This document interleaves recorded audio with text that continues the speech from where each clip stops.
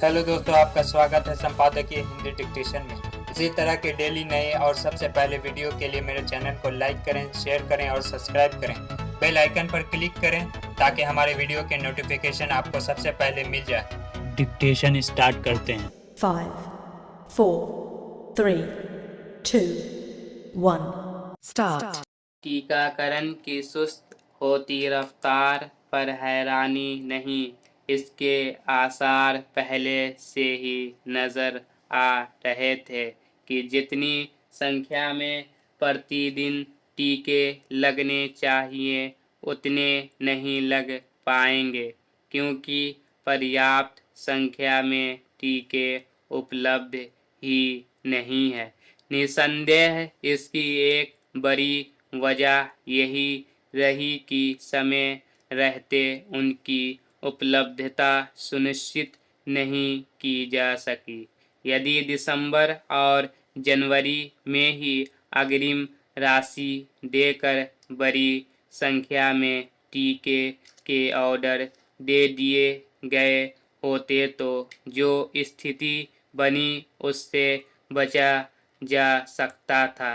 शायद औरों की तरह टीकाकरण का काम देख रहे लोग भी यह अनुमान लगा पाने में नाकाम रहे कि कोरोना संक्रमण की दूसरी लहर इतनी जल्दी और इतने भयंकर रूप में आ सकती है।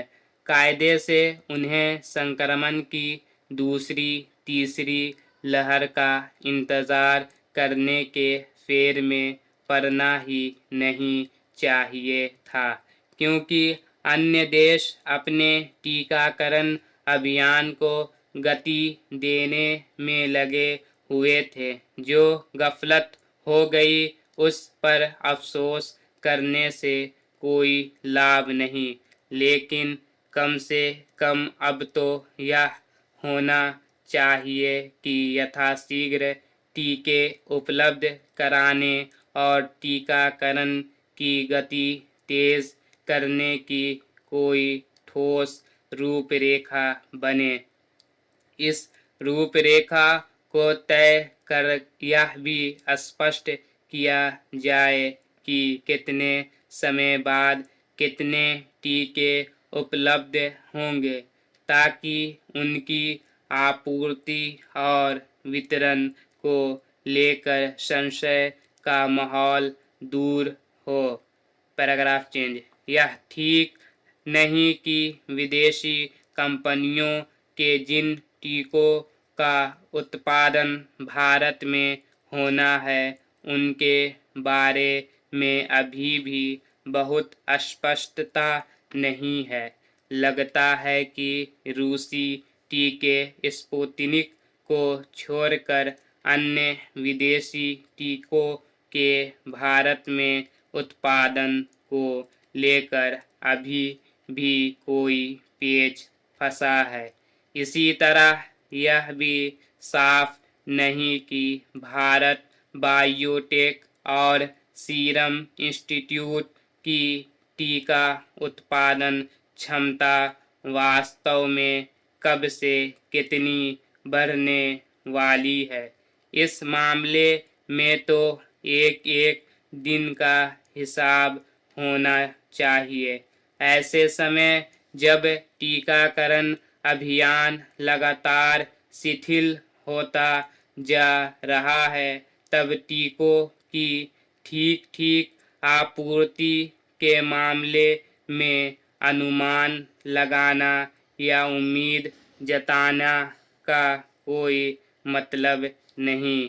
अब तो यह भी लगता है कि कुछ राज्यों की ओर से अपने स्तर पर टीकों की खरीद के लिए ग्लोबल टेंडर जारी करने की जो पहल की गई वह भी किसी अंजाम तक नहीं पहुंचने वाली। बेहतर हो कि इस मामले में केंद्र सरकार ही आगे आए, क्योंकि लगता नहीं कि राज्य अपने स्तर पर अंतर्राष्ट्रीय बाजार से टीके खरीदने में सक्षम हो पाएंगे।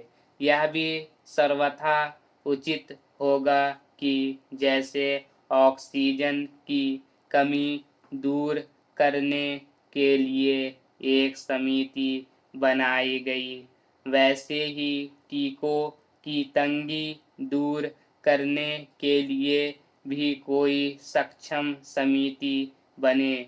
अब तक ऐसी कोई समिति बन जाती तो संभवतः नतीजे कुछ और होते। Stop. Thanks for watching. Please like, share or subscribe.